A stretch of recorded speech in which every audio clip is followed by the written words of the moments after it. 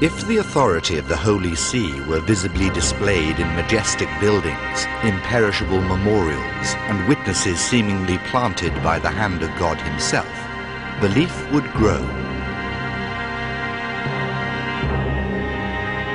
Those were the dying words of Pope V, who mourned the decay of Rome. A series of moribund villages surrounded by grassy wooded mounds from which the wreckage of the pagan past stood out. Squats for beggars, shelter for farm animals. Within a generation, Rome was to be changed. So too was the whole of Christendom.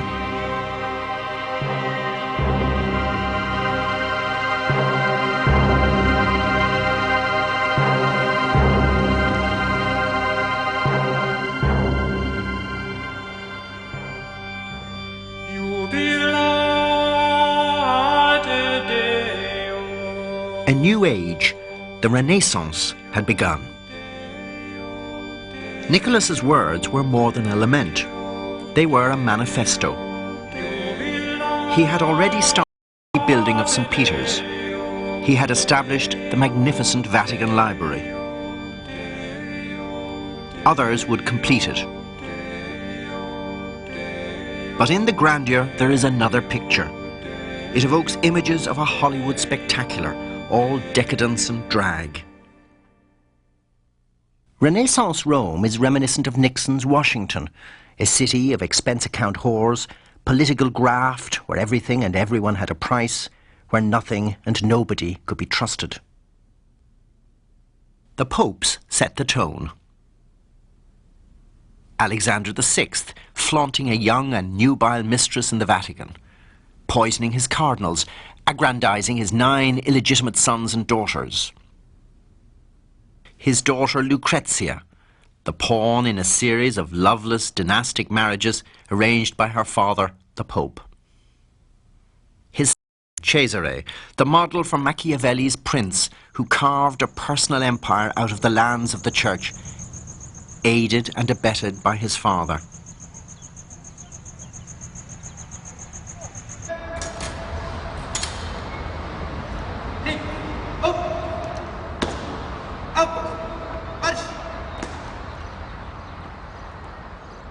The Swiss Guards, their uniforms designed by Michelangelo, are the ceremonial remnants of the lethal mercenary armies Pope Julius II recruited for his wars.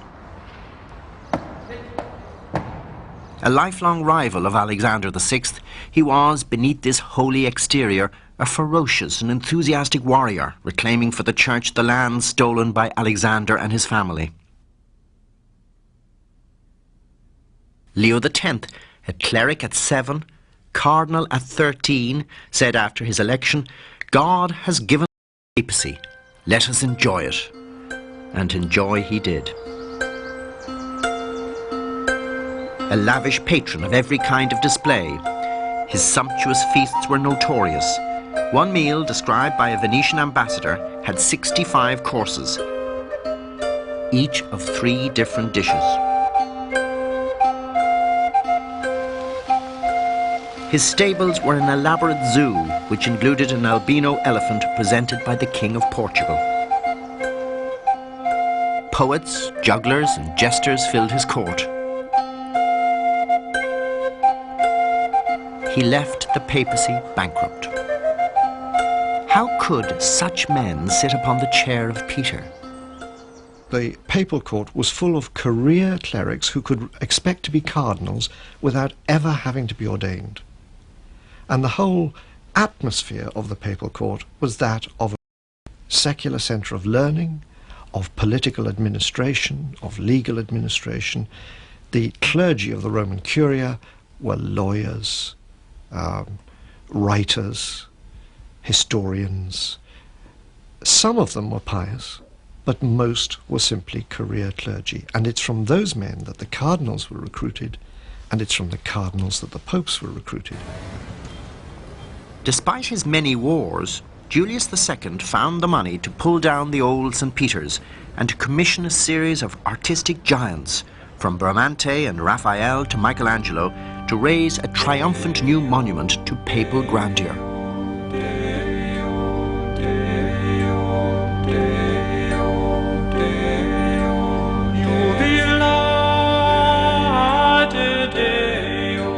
This was the age of humanism, a period of rediscovered classical learning, the flower of creativity in painting, sculpture and architecture.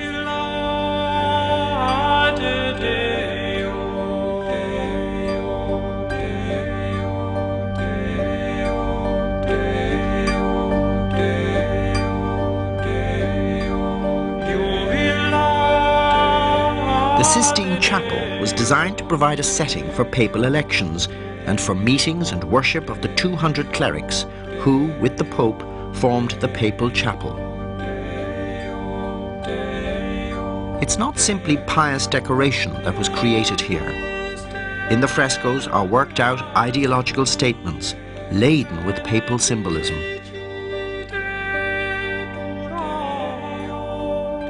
In this fresco, Christ consigns the keys to Peter by Perugino. The papal overtones are obvious. They are also subtle. Christ hands the golden key of spiritual authority to Peter. Suspended from it, the base metal key of temporal power. The Pope, like Christ, is supreme in both spheres. If anyone doubts the enduring religious depth of Renaissance Rome, then look at the elaborate humanist program of imagery here. Michelangelo's masterpiece on the ceiling of the Sistine Chapel, commissioned, of course, by the Pope. This was art which preached as well as delighted the senses. The splendor of idealized human flesh was pressed into service. Christianity was shown as the fulfillment of Old Testament prophecy and all that was best in human history and culture. And at the heart of Christianity, to celebrate the greatness of the papacy.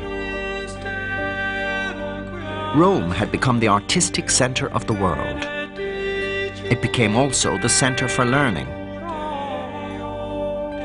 The Vatican Library, refounded by Pope Nicholas V, became the greatest in Europe. It still is. A priceless repository of Christian and pagan tradition. Nicholas was determined, in his words, to create for the common convenience of the learned a library of all books, both in Latin and in Greek, that is worthy of the popes and the apostolic see. Christian universities were in a state of change and uncertainty.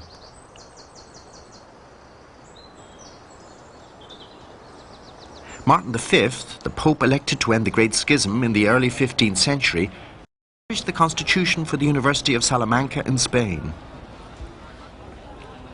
He profoundly distrusted Renaissance learning, especially its obsession with pagan authors. He was right to be suspicious. Many of the new thinkers were quite explicitly anti-papal. The new scholarship extended to the roots of Christian faith. Among the rediscovered Greek classics were the long-forgotten works of Eastern fathers of the churches. The narrow theological certitude of the late Middle Ages began to crack. Bishops, cardinals and popes were enthusiasts, not opponents of new learning.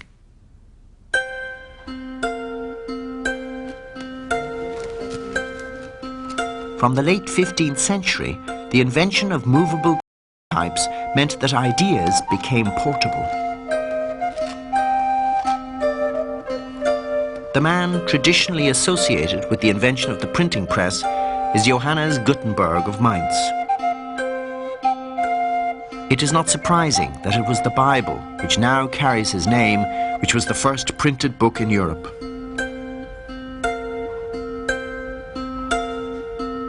No longer confined to monasteries or cathedral libraries, the book and the world of thought which books made possible moved out into the marketplace.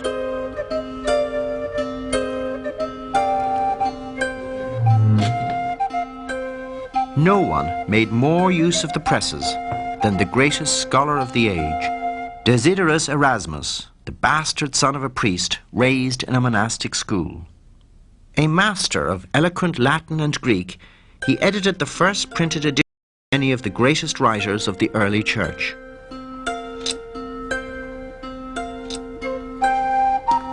But this was no dry-as-dust scholar buried in his books.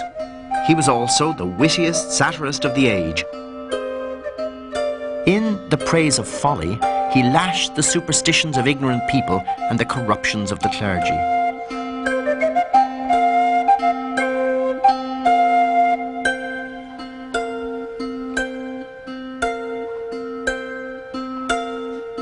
He detested Julius II. The very idea of a warrior priest was an abomination.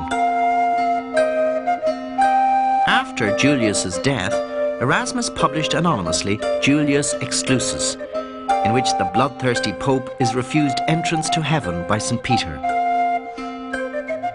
Erasmus's satire drew blood, but his scholarship cut deeper. He issued an edition of the Greek New Testament with a modern Latin translation, designed to make plain the meaning of the text. This version exposed the mistranslations on which some of the most venerated doctrines of the Middle Ages had been based. All over Europe, earnest men studied Erasmus's New Testament and began to doubt. One of Erasmus's contemporaries was Martin Luther. He was one of the doubters. He was a professor of Old Testament in an obscure German university at Wittenberg. A devout monk, he had anguished over his own sinfulness and cowered before the anger of a righteous God. Release came from a phrase by St. Paul, "The righteous shall live by faith." Salvation, Luther concluded, came from simple trust in God. This one insight turned the whole system of the medieval church upon its head. If faith alone saved, the paraphernalia of popular religion was so much junk. Relics, indulgences, a waste of time, or more, a deadly delusion. But in 1517, no one in Germany could avoid the question of relics and indulgences. The Archbishop of Mainz was short of money.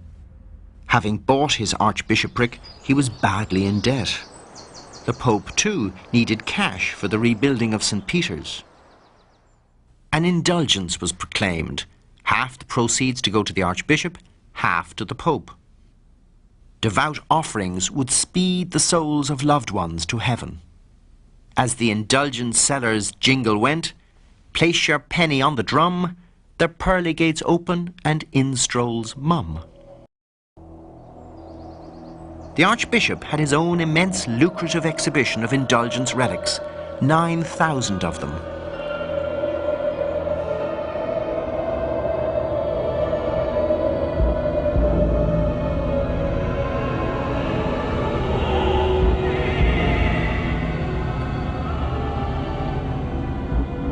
The bodies of countless saints, a bone of the patriarch Isaac, a jar full of manna, a twig from the burning bush,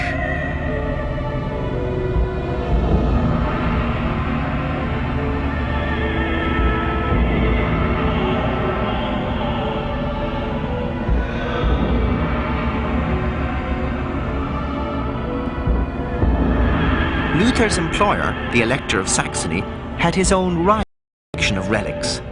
He forbade the sale of St. Peter's indulgence across the river into his territory. Luther's attack on the indulgences was more than loyalty to his patron. For him, the St. Peter's indulgence was a blasphemous con trick. He denounced indulgences as a pious racket. He drew up his objections in the form of propositions and nailed them on the door of All Saints' Church in Wittenberg. Within months, the printing presses had spread his protest across Germany and beyond. All over Germany, men and women rallied to his message and the radical simplification of religious life that it brought.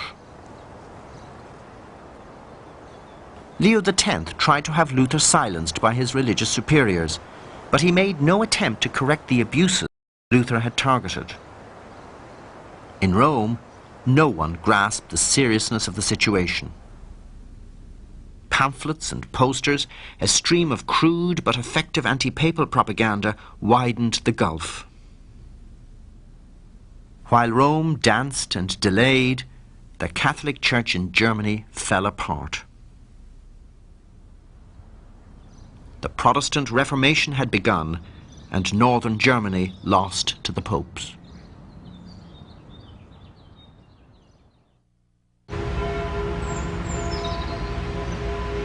Luther's appeal was not only spiritual. Protestantism meant the confiscation of church property. To the land-hungry princes of Germany, this was irresistible. In droves, they joined the Reformed cause and helped themselves to the church's wealth. But the Emperor, Charles V, was a devout Catholic. Germany descended into a murderous war of religion. The Emperor ruled much of northern Italy in the spirit of medieval emperors and dominated the church there. Charles was the champion of Catholicism, but he was also at odds with the Pope. Pope Clement VII was a member of the Medici family, hereditary rulers of Florence. As a pope and as a Florentine, he resented Charles's Italian policies. In 1527, an imperial army marched into Italy. None of the troops had been paid for months, and many of them were rabidly anti-papal Lutherans, and in the first week of May invaded Rome. Soldiers rampaged through the city, murdering and raping.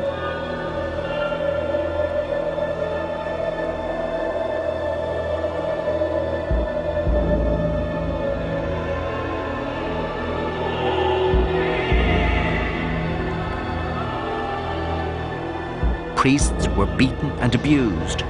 The Vatican was looted. Luther's name was scrawled across the Raphael paintings in the Pope's private apartments. Horses were stabled in the Vatican library.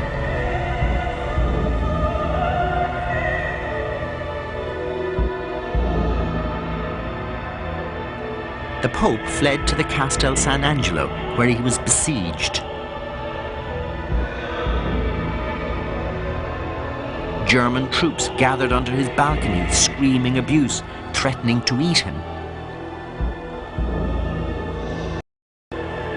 Reformation was no longer a remote rumour from Germany. It had stalked through the Vatican in mailed boots. The golden bubble of Renaissance was burst. Michelangelo's terrifying Last Judgment, painted after the sack, contrasts starkly with the sunny opulence of the ceiling which he had painted before.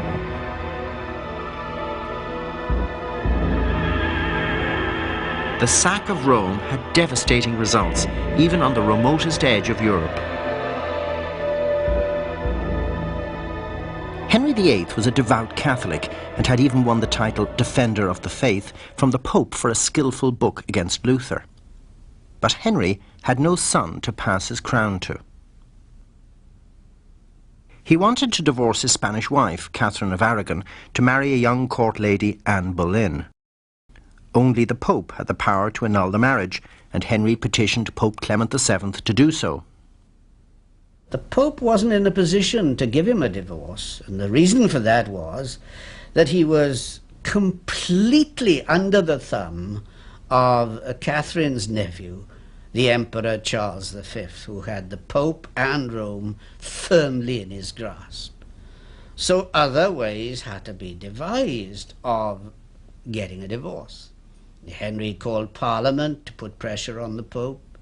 He also sought the views of a number of universities who were willing to say that the divorce was justified.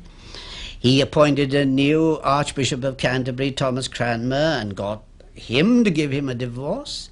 And in order to make sure that no one would appeal to the Pope against Cranmer's decision, he got Parliament to pass an act in restraint of appeals, which forbade any appeals against the divorce to Rome. And finally, in 1534, he put the coping stone on the whole building by passing the Supremacy Act, the act which made Henry supreme head of the Church of England. In the late 1530s, he went further and abolished all the monasteries in his kingdom. The royal officials in charge had instructions to find lurid scandals to justify dissolution. Stories of randy monks, pregnant nuns, religious racketeering piled up. Here, in Tintern Abbey, there were only 13 monks. That was ample reason to close it. The monastic lands were confiscated, the buildings stripped of their valuables, even of the lead on their roofs. All over the country, the same happened.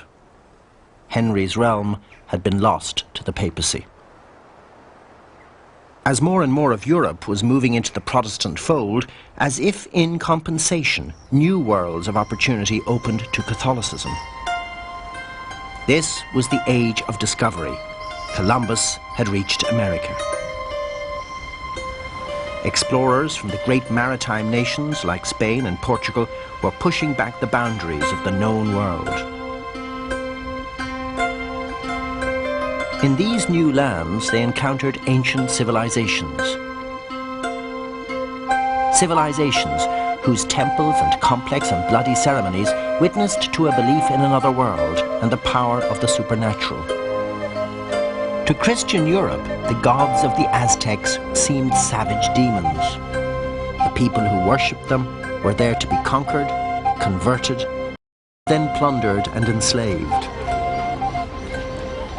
Remote in Rome, Pope Paul III affirmed the right of the Indians to liberty and property. The Church forced from the conquerors the admission that Indians were human beings, dignified and free.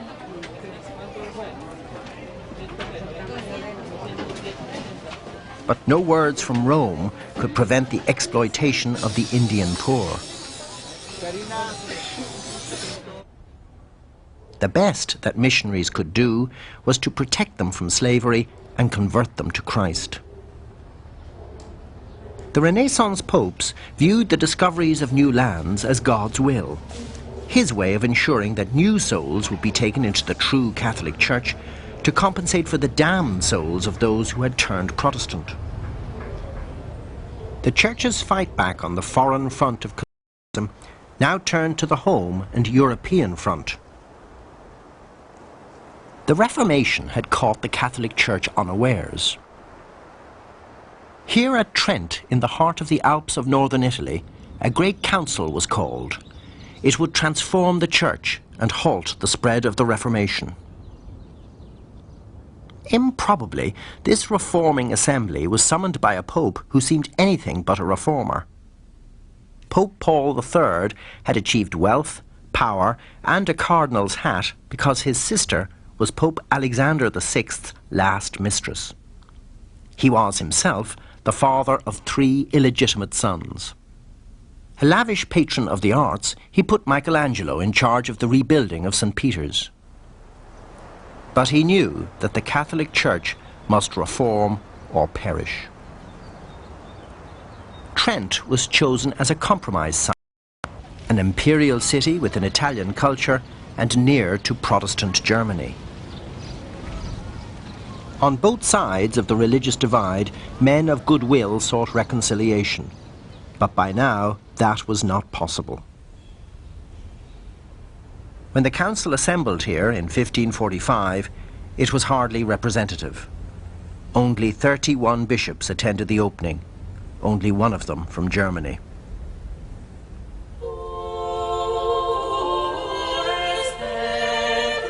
But as its importance became apparent, so its members swelled.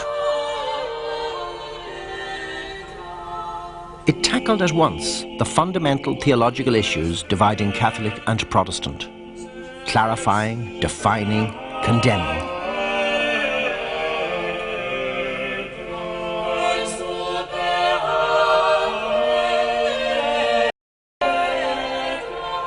It also gave a new voice and confidence to the forces fighting for Catholicism. Perhaps the most important of these was a former Spanish soldier, Ignatius Loyola. Converted after a bad war wound, he retrained as a priest and studied in Paris with John Calvin.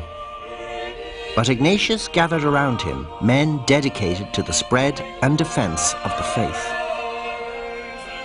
In 1540, Paul III approved their rule as the Society of Jesus. The Jesuits became the stormtroopers of the Counter-Reformation. To the three ancient monastic vows of poverty, chastity, and obedience, they added a fourth: absolute obedience to the Pope. They used the latest spiritual and educational techniques to teach the old faith in new ways and in a new world. If Ignatius was an innovator, the next Pope, Paul IV, stood for a radically different understanding of reform. As soon as he was elected, he suspended the council indefinitely. A pall of fear fell over Rome and the Italian Church. As a cardinal, he had persuaded Paul III to establish the Index of Forbidden Books. He had also been placed in charge of a new weapon of repression, the Roman Inquisition. Once he became Pope, its activities were stepped up. He is said to have boasted that if his own father was a heretic, he would fetch the wood to burn him. When he died, the population of Rome went wild with joy. Ecstatic mobs rampaged through the streets and the cells of the Inquisition broken open to release the prisoners.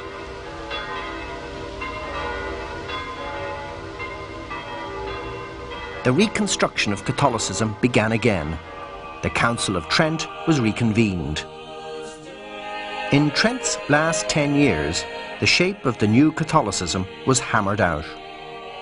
Colleges, called seminaries or seed beds, were established to train new priests.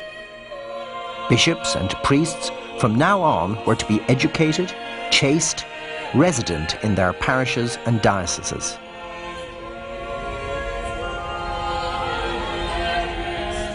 The council was a paper plan. It fell to the popes to implement it, to produce the new catechism and mass book the council had called for.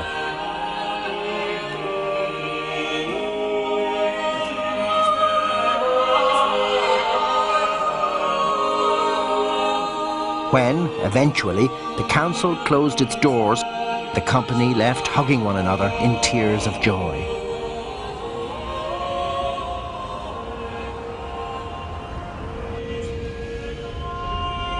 Catholicism in the Age of Trent could be sombre and constrained. Popes and bishops now had fig leaves painted over unashamed nakedness of the art commissioned by their Renaissance predecessors. But the practical reforms of Trent itself were daring, positive. The Catholicism of the Counter-Reformation was upbeat and assertive. As its reforms took effect, the advance of Protestantism would be halted and then slowly reversed.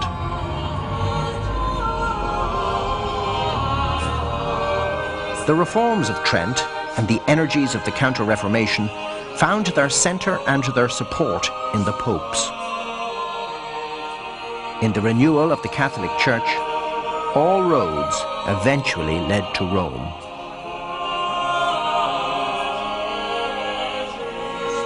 Sixtus V was Pope for only 5 years, but those years distilled the essence of Catholicism after Trent. A stern Franciscan friar, The papal prisons filled up as he cleaned Rome of its prostitutes, pimps and thieves.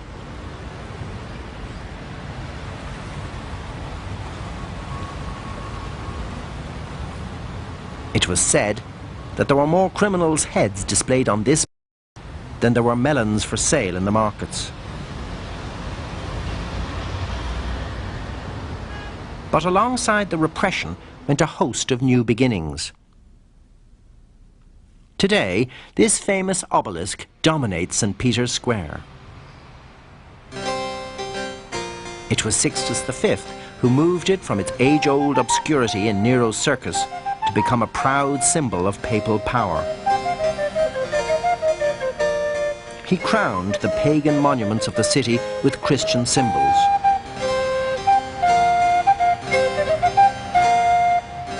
He reshaped the city, moving classical and Renaissance monuments to grace the new piazzas.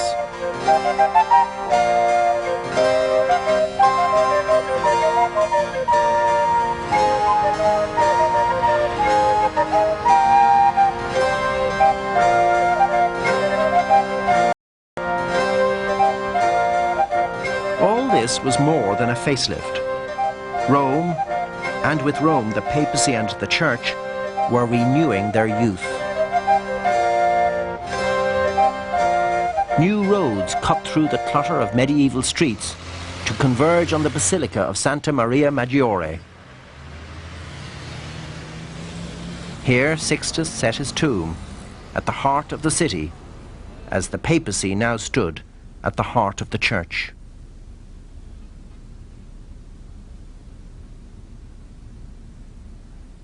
He had subdued every other power in the church. His cardinals were reduced from independent barons to obedient civil servants. Against all expectation, the papacy had emerged from the trauma of Reformation, stronger, more dominant than ever.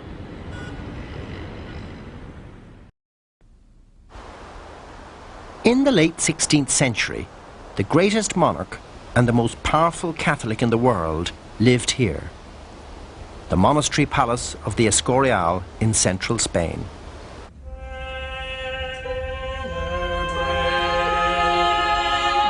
Here, at the epicenter of worldly power, the Catholic religion had a special place.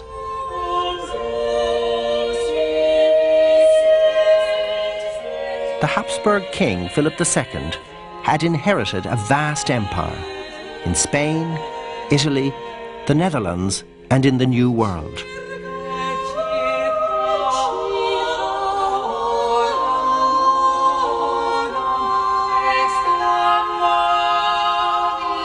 But although Philip considered himself the most devoted son of the papacy, he rarely consulted it and often defied it. He, Pope, was the strong arm of God.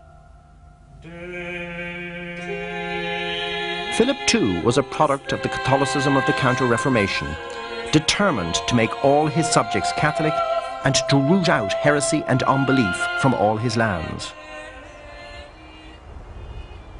Protestantism had made few inroads into Spain, but Islam was another matter. The great mosque of Cordoba was built in an age in which Islam was the faith of much of Spain. It was a magnificent emblem of Spain's multicultural past, but in the age of Counter-Reformation, it was an affront to Catholic unity. The last remnants of the proud Spanish traditions of tolerance, where Muslims, Jews and Christians had coexisted, were now swept out.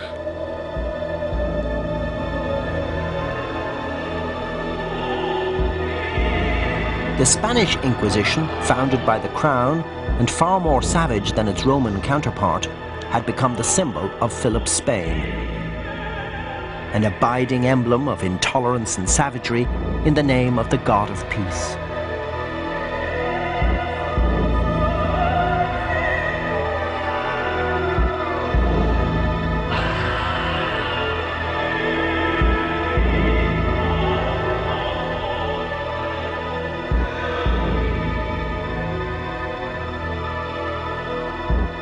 No instruments of torture were spared.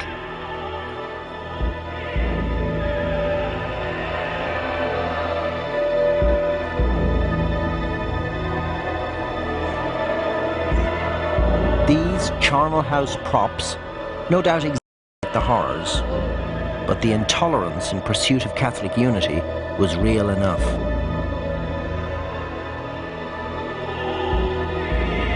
A hellhole of torture. Philip was equally ruthless with Protestantism throughout his dominions. Savage Spanish repression in the Netherlands led to rebellion and the birth of Protestant Holland. In 1588, with papal approval, he launched the Armada, an abortive attempt to reconvert England to Catholicism by force. The Armada was a response to the execution of the Catholic Mary, Queen of Scots, by her Protestant cousin, Queen Elizabeth. Philip's crusading zeal was financed by the vast wealth of his colonial dominions, and these were expanding. In 1582, a Spanish expedition from America landed here and claimed the islands. They named them after their king, the Philippines. The conquerors brought the Catholicism of the Counter-Reformation with them. 5 Augustinian friars, members of the same religious order as Martin Luther. The natives were converted to Christ, and the distinctive Filipino Catholicism was born. It is a Catholicism with its own saints, its own intense pieties. This statue is believed to breathe and to work miracles.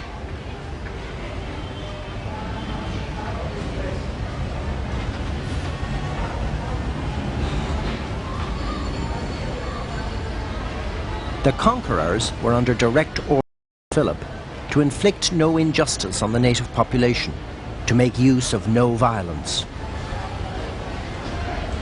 The result is that the Philippines today is the only country in Asia with a predominantly Catholic population.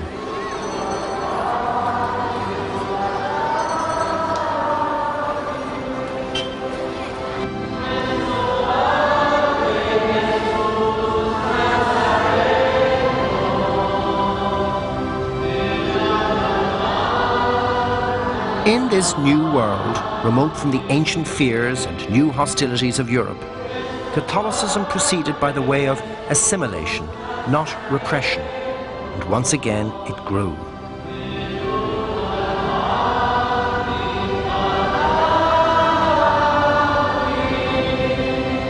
The physical world was expanding. So too was the world of the mind. The growing demands for navigational skills gave added impetus to the study of stars. Once it had been believed that the Earth was the center of the universe, but the science of astronomy was changing all that. Nicholas Copernicus's epoch-making treatise, proving that the Earth moved around the Sun, was dedicated to Pope Paul III. The papacy was not disturbed by it. The new science at first looked like a branch of astrology, and the popes, like everyone else, followed the stars. Paul III regularly consulted astrologers before making any important decisions. By the early 17th century, however, astronomy had come of age. Galileo Galilei was searching the sky with a brilliant scientific eye and the newly invented telescope. To many, his conclusions were an assault on ancient truth. This was no longer fortune-telling. Galileo was supporting the Copernican theory that the sun was at the center, not the round earth. Pope Urban VIII was a close friend and supporter of Galileo. In this, Urban was typical of some of the more erudite and learned cardinals and prelates of the first half of the 17th century. Galileo's academic enemies, however, denounced him to the Inquisition. But, protected by the Pope, he was simply warned to keep his nose out of theology. He was given a certificate that he would treat the Copernican theory as theory, not as established truth. The importance of this certificate was that it said that Galileo had not, at that point and at that date, he had not been formally condemned. It was a sort of certificate of good standing, but it did say, it recorded very carefully, that he had been given an official warning in the name of the Pope, the then Pope, that he must not teach or hold as a doctrine the Copernican hypothesis about the world system. Galileo worked on. Warned but undeterred, he continued to search the stars, to propound brilliant mathematical theories, all the time still backed by the Pope. But the tide of criticism rose, especially from ultra-Catholic Spain, scandalized at Urban's toleration. Then, in 1632, Galileo published a set of dialogues defending the Copernican theory. His world of science and the ecclesiastic authority of the Pope had been brought into collision. Now, Urban couldn't fail to act, because the terms of the Spanish denunciation were that he was soft on heresy.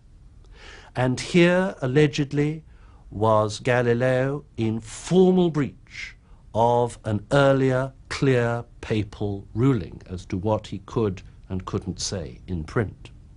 And so, though Urban at first tried to divert the business into the hands of a special commission, in the end, as much as anything to protect his own standing and authority on the question of papal authority and doctrine, in the context of this Spanish attack, he had to allow the ordinary procedures of the Inquisition to investigate what Galileo had allegedly done wrong by publishing this book. And that was the context in which this once very favourable relationship between Galileo and the Pope broke down. Galileo was condemned to prison and ordered to recant. His sentence was later commuted to house arrest. But the incident became a symbol of the conflict between free inquiry and rigid papal authority. Galileo's condemnation demonstrated the limitations of Baroque Catholicism. Urban's art patronage displayed its splendour and its extravagance. He lavished money on works which would proclaim the greatness of the successors of St. Peter. He commissioned the greatest sculptor and architect of the age, Bernini, to build over the Apostles' tomb this immense baldacchino.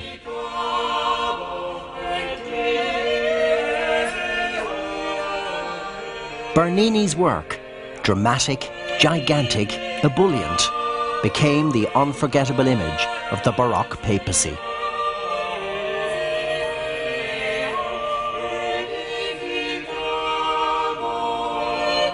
But Bernini's glorification of the chair of Peter was hollow.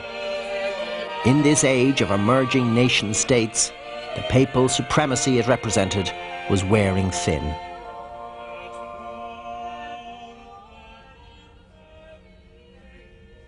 For 30 years, till 1648, religious war raged throughout Central and Eastern Europe, a titanic struggle for the soul of the continent. But under the flag, more worldly interests dominated the struggle. France and her allies against Spain and hers. Realpolitik shoved religious concerns to the margin. In this harsh world, the voice of the popes calling for all the Catholic nations to unite in defence of the faith was ignored. Pope Innocent X issued a solemn bull to condemn and annul the peace treaty of Westphalia, which ended the war. His objections were totally ignored.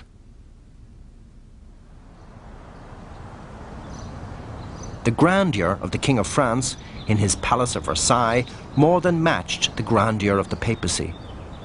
The growing claims of Catholic monarchs brought the Popes eyeball to eyeball in conflict with secular governments. Louis XIV, the Sun King, ruled his dominions with a rod of iron.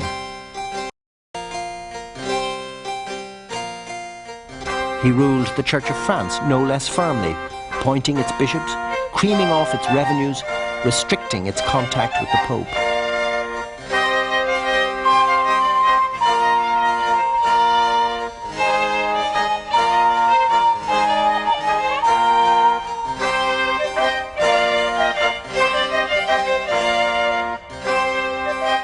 Avignon, the ancient city of the popes, was still papal territory. In Louis's hand, it became a lever. In 1664, he invaded the city. French pressure on the papacy was relentless, as Louis forced the Pope to appoint French cardinals to protect French interests in the Curia. The struggle of Pope and King for control of the Church recalled the struggles between papacy and empire in the age of Gregory VII. But now the stakes were higher, as Catholic kings all over Europe laboured to tame the Church, to use its resources and its clergy as part of the machinery of a centralising state. In that struggle, the papacy, transcending national interests, was a hindrance and a nuisance.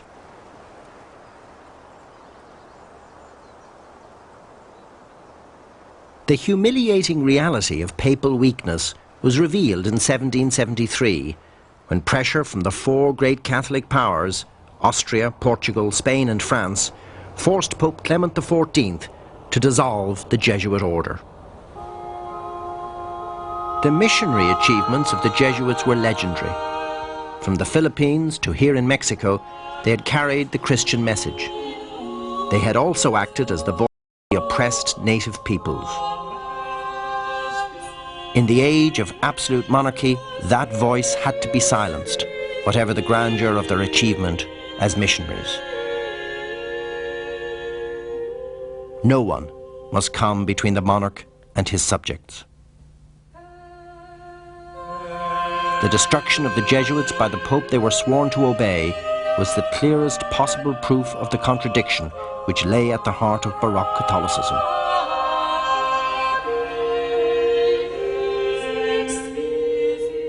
Catholic Europe might protest its loyalty to the successor of St. Peter, but the kings of Catholic Europe had all but extinguished his power.